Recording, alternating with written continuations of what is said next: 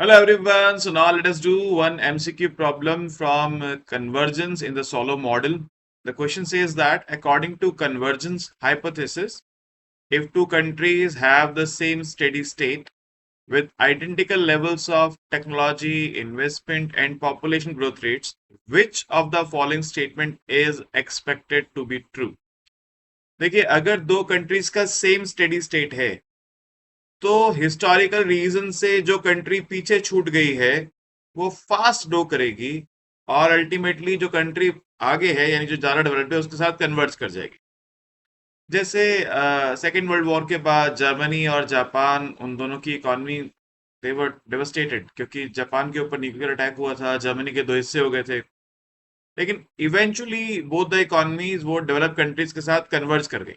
ठीक है, तो इसमें होता ही है कि जो कंट्री स्लो चल रही है वो फास्ट ग्रो करेगी और अल्टीमेटली कन्वर्ज कर जाएगी किसके साथ, जो कंट्रीज ज्यादा आगे हैं।